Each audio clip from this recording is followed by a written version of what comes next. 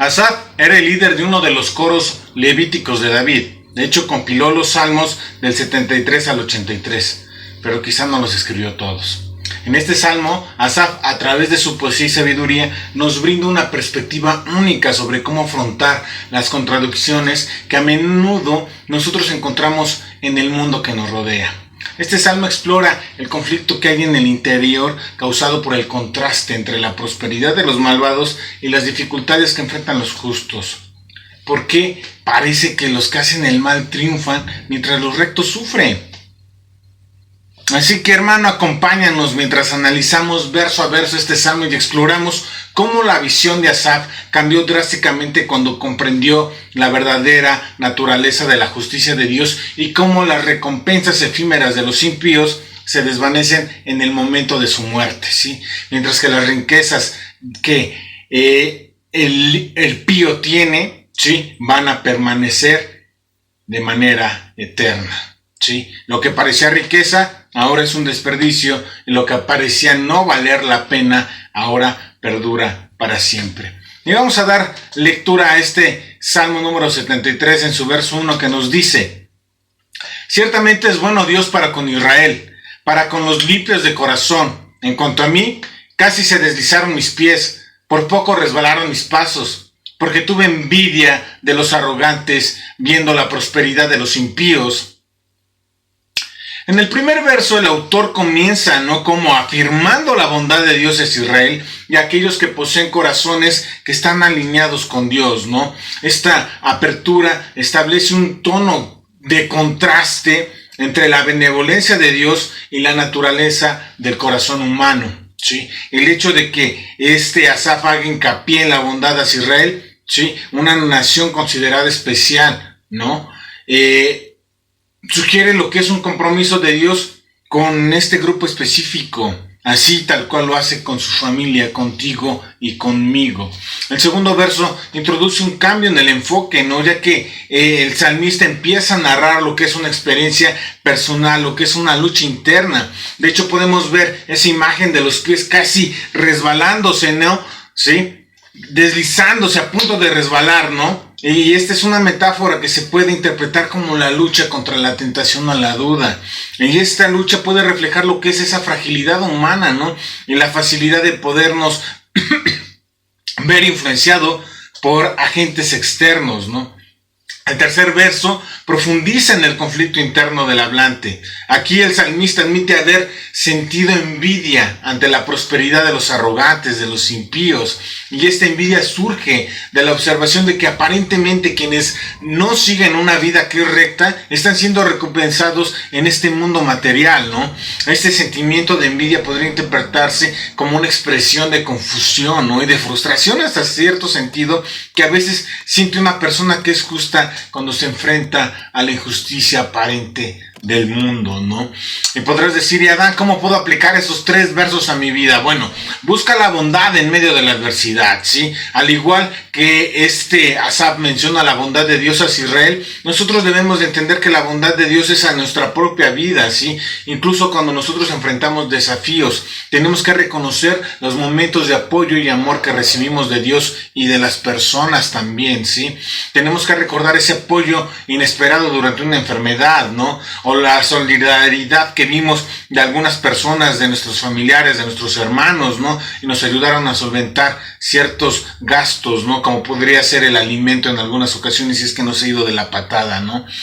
También podemos ver que debe de haber esa resistencia a la tentación, ¿sí? No debemos de tener dudas en empezar a caminar de manera recta, tomados de la mano de Dios. Tenemos que tomar firmeza en los valores y en los objetivos que nosotros tenemos, ¿sí?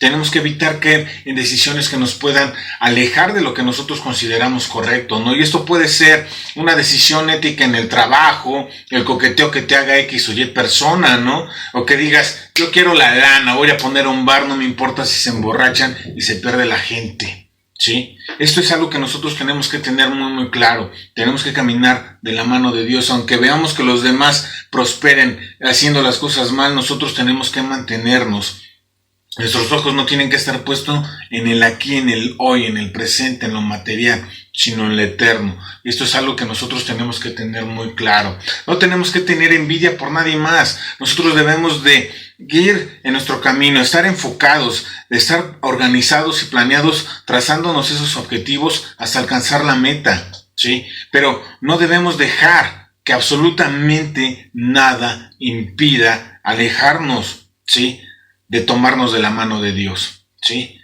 Aun que las cosas sean vistosas y digas, no manches, qué chido, ¿no? ¿Por qué? ¿Qué auto tan más rifado? Yo quiero un auto como ese, ¿no? Una troca, una camionetita, ¿no?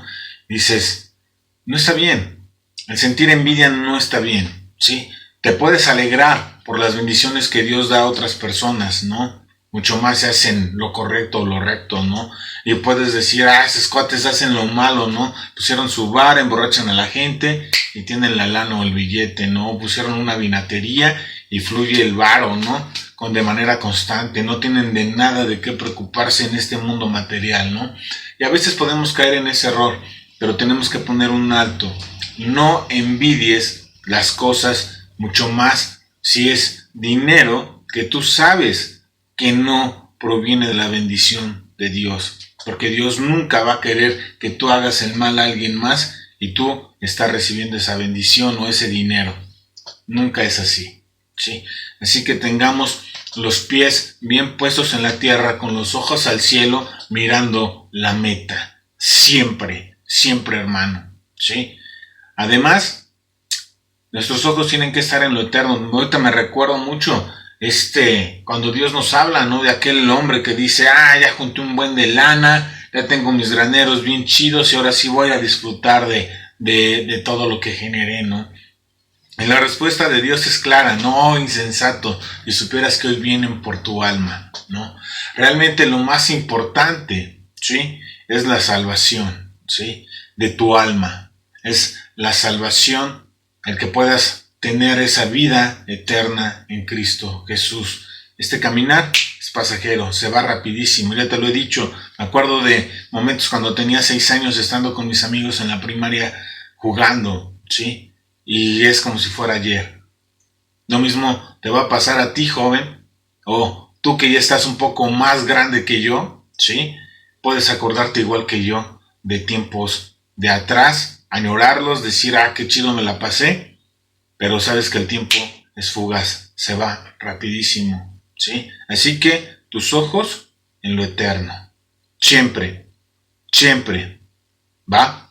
Algo que también tenemos que tener muy claro es cultivar esa gratitud, ¿no? Y esa resiliencia, ¿no? Debemos de practicar la gratitud por las bendiciones que tenemos, ¿sí? Y las lecciones que aprendemos, incluso en momentos que son difíciles. Tenemos que aprender a adaptarnos, a crecer a partir de las adversidades. Tenemos que fortalecer nuestra fe, ¿sí?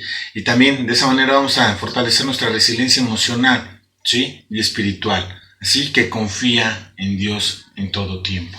El verso 4 nos dice, porque no tienen congojas por su muerte, pues su vigor está entero. No pasan trabajos como los otros mortales, ni son azotados como los demás hombres. Por tanto, la soberbia los corona. Se cubren de vestido de violencia, los ojos se les salen de gordura, logran con creces los antojos del corazón. Se mofan y hablan con maldad de hacer violencia. Hablan con altanería, ponen su boca contra el cielo y su lengua pasea la tierra. En el verso 4 se menciona que estas personas maliciosas no experimentan ansiedad o preocupación alguna, ¿no? Ni siquiera ante su propia muerte. Y esto lo podemos interpretar como una descripción de su falta de remordimiento o de culpabilidad debido a sus acciones, ¿no? Pero también a la inexistente razonamiento de la existencia de Dios, ¿sí? Nos dice que su vigor está intacto, sugiere que no enfrentan las consecuencias de sus actos, ni han presentado enfermedades por su maldad, lo que plantea un dilema moral sobre la injusticia aparente del mundo. También el verso 5 destaca cómo estas personas evitan las dificultades y los problemas que afectan a otros. Esto puede interpretarse como una descripción de cómo el mal no parece afectarlos en lo absoluto, ¿sí?, en la misma medida que lo hace con los demás. Ha llegado un momento en que su corazón se ha engrosado y se ha puesto demasiado duro. El verso 6 señala que la soberbia es una característica dominante de estas personas. ¿Sí? La imagen de cubrirse con vestidos de violencia sugiere que su actitud arrogante y dañina los rodea como una especie de armadura. Esto podría indicar cómo se sienten invulnerables ante las consecuencias de sus acciones y cómo utilizan su poder para causar daño. Y aquí recuerdo a este cuate, ¿no?, que entró en un Subway allá en San Luis Potosí y le dio una golpiza tremenda a un jovencito de 15 años, ¿no? Solicita su ayuda para localizar a este maldito. Vea la brutal golpiza que le da a un joven trabajador de un Subway en San Luis Potosí. Esto ocurrió ayer y todo fue porque le pidió que esperara su turno para ser atendido. Vean además el imbécil, ¿no? Molesto, va a buscar al empleado hasta la cocina y lo golpea una y otra vez en la cara. El trabajador está en el hospital, tiene la nariz rota y tiene varias lesiones. La denuncia fue ya levantada en la Fiscalía General del Estado y se giró una orden de aprehensión en contra de este animal. Vean nada más. Maldito prepotente. Y es algo que es terrible, ¿no? Porque este joven pues dice que realmente lo único que le dijo es que tenía que esperar su turno. Este hombre dijo que no iba a esperar, que quería que lo atendieran primero y que si no lo atendían primero, entonces se le iban a ver con él, ¿no? Y ves cómo abre la puerta de la cocina, ingresa y empieza a golpear brutalmente a este jovencito, ¿no? El problema es que este tipo de personas no lo hacen como que una vez y se arrepienten de sus actos, ¿no? Este hombre ya era conocido, ¿no?, como el Tiburón, ¿no? Un hombre que hacía artes marciales mixtas y que pues se sentía Juan Camaney, ¿no? Por todos lados iba agrediendo a la gente. Hay otro video también donde se ve peleando con un motociclista, ¿no? Entonces tú ves esa soberbia, esa altanería, cómo se cubre de violencia y cree que son invencibles o son indestructibles, ¿no? Creen que no va a haber consecuencias de sus acciones, ¿no? E incluso utilizan ese poder que ellos creen tener, ¿sí?, para causar daño. Y nunca debemos de ser así. Hace le informábamos, la Fiscalía de San Luis Potosí busca que Fernando Medina, el agresor de Santiago, sea condenado a 50 años de cárcel. Hoy el llamado Tiburón se encuentra en prisión, donde se encuentra protegido ya que pasó de cazador a presa.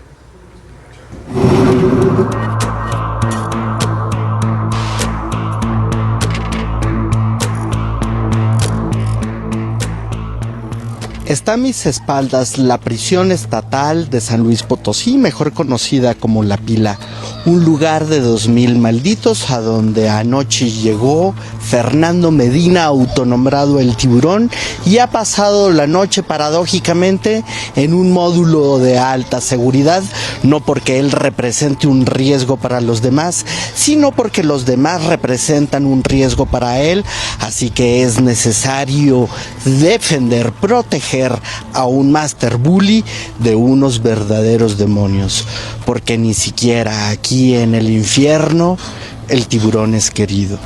El verso 7 describe la apariencia física de estas personas, ¿no?, resaltando que la abundancia y la satisfacción que reflejan sus cuerpos, ¿no? La frase "los ojos se les saltan de gordura" podría simbolizar la indulgencia y el exceso en su estilo de vida, resaltando su actitud de autosatisfacción sin restricción alguna. El verso 8 se menciona cómo se burlan y hablan maliciosamente sobre cometer actos violentos. La altanería, ¿sí?, en su habla demuestra su actitud desafiante y su falta de amor por las personas, ¿sí? Incluso no tienen temor de las consecuencias. Esto puede reflejar también la manera de que usan su posición para intimidar y oprimir a otros. El verso 9 presenta una imagen poderosa de desafío hacia Dios y hacia lo terrenal, a poner su boca contra el cielo y que su lengua, ¿sí?, pasea la tierra. Se muestra una actitud despectiva y de desprecio por cualquier autoridad. No quieren tener límites. Y esto refuerza su arrogancia y su creencia propia de su invulnerabilidad, ¿sí? Y Adán, ¿cómo podemos aplicar esto a nuestras vidas? Bueno, tenemos que evaluar nuestras propias actitudes y acciones.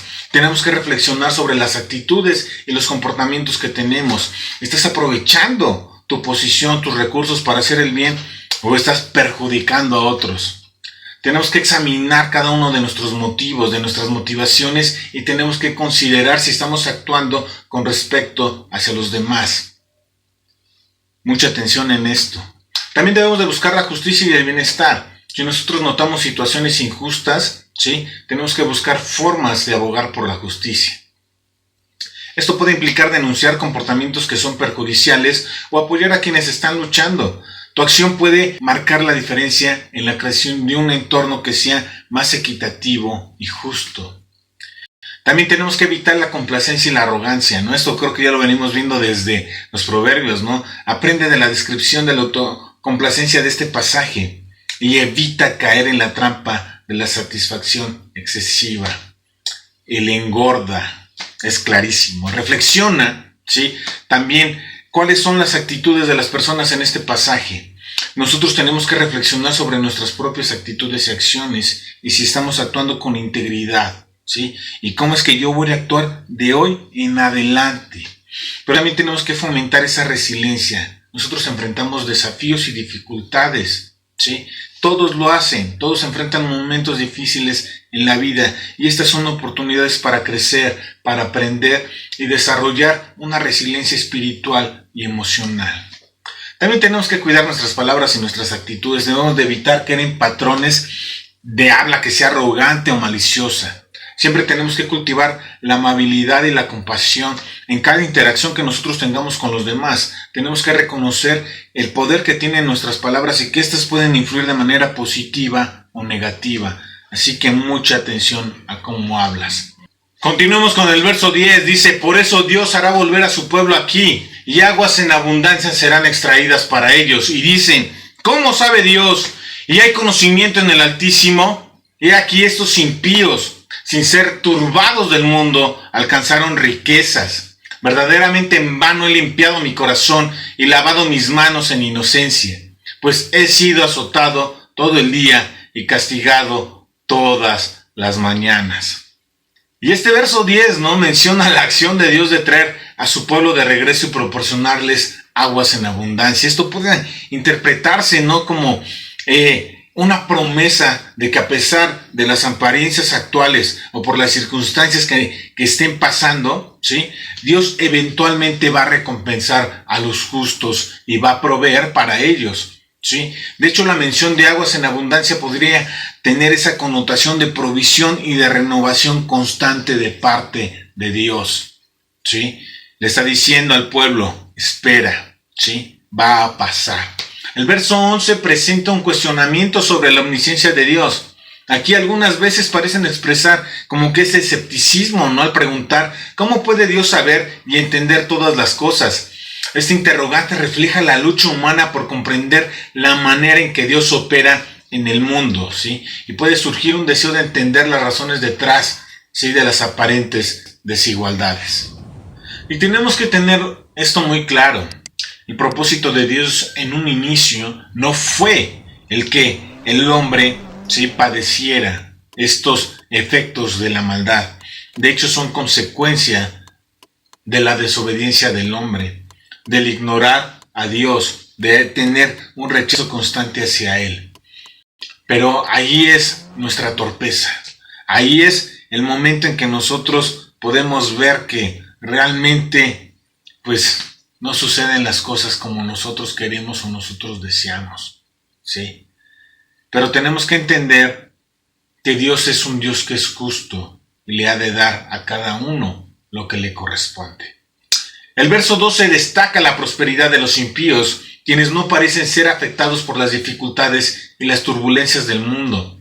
Esta observación plantea en sí una pregunta sobre la justicia y la equidad en la distribución de las recompensas que son terrenales. Puede ser interpretado como una reflexión sobre cómo a veces vemos a personas que son malas obteniendo riquezas y éxito mientras siguen esos comportamientos que sabemos que son incorrectos. El verso 13, ¿sí?, expresa la frustración del salmista, quien siente que ha buscado en vano mantener su corazón limpio y su conciencia clara. La idea de lavar las manos en inocencia podría simbolizar la búsqueda, ¿sí?, de vivir una vida justa y libre de culpa, pero que no parece traer la recompensa que él espera. Y esto refleja una sensación de desaliento o confusión, ¿sí?, ante la aparente falta de retribución de parte de Dios. De hecho, el verso 14 describe el sufrimiento constante del salmista, que se siente agobiado y castigado continuamente, a pesar de sus esfuerzos de vivir una vida justa.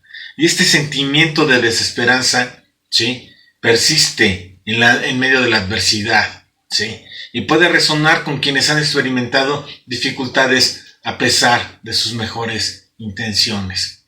Y realmente yo creo que puedes decir en tu vida que en algún momento te has sentido identificado con ello, ¿no? Y es por eso que nosotros debemos de cultivar lo que es la paciencia y la perseverancia.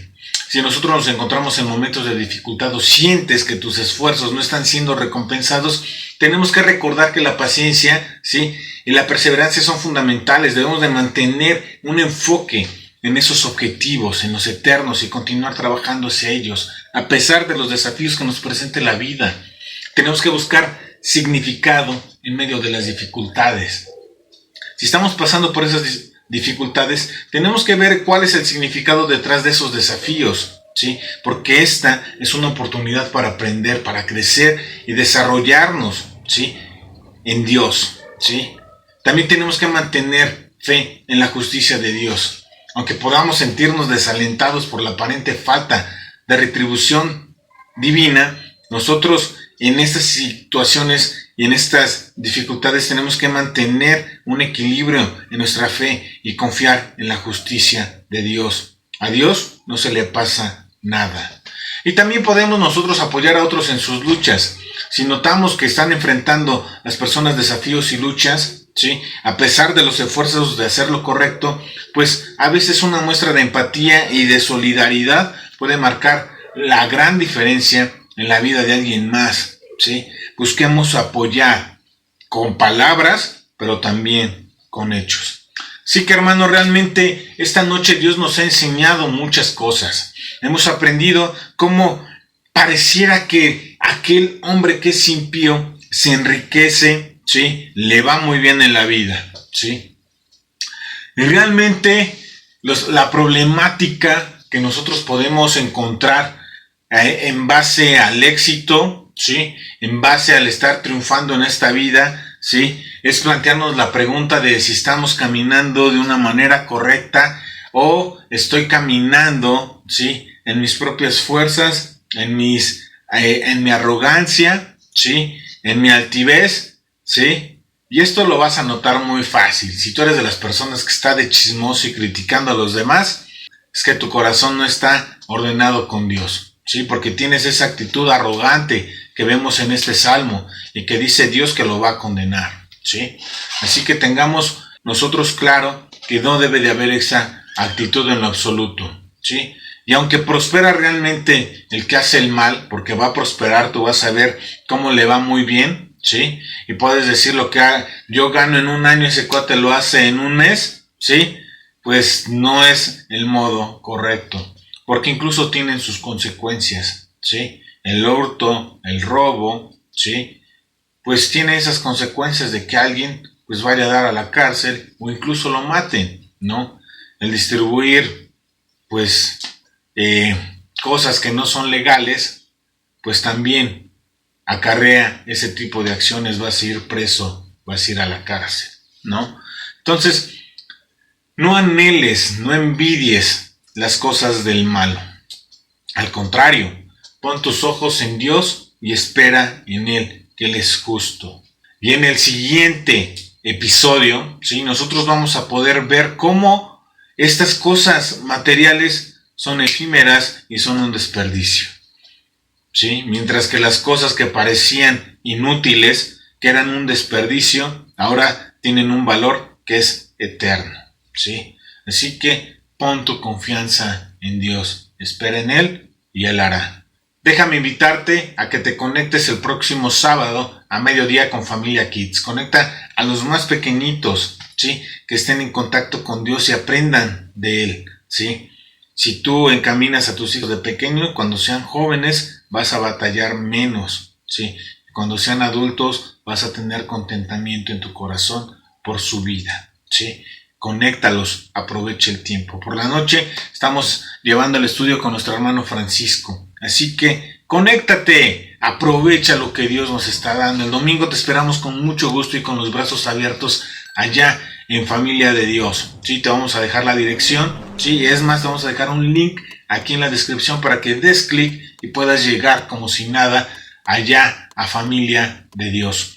También, hermano, te quiero recordar que a las 10 iniciamos actividades. Tenemos versus el espíritu contra la carne con los jóvenes, y los más grandecitos pues estamos viendo lo que es agua viva. Sí, es un estudio acerca del Espíritu Santo. A las 11 estamos estudiando la segunda carta de Pedro. Después de esto tenemos un momento de oración en la iglesia. Así que, hermano, conéctate con Dios y aprovecha el gran amor que Él tiene por ti, por mí, y cómo busca hablarnos en todo tiempo. Que Dios te bendiga, te amo.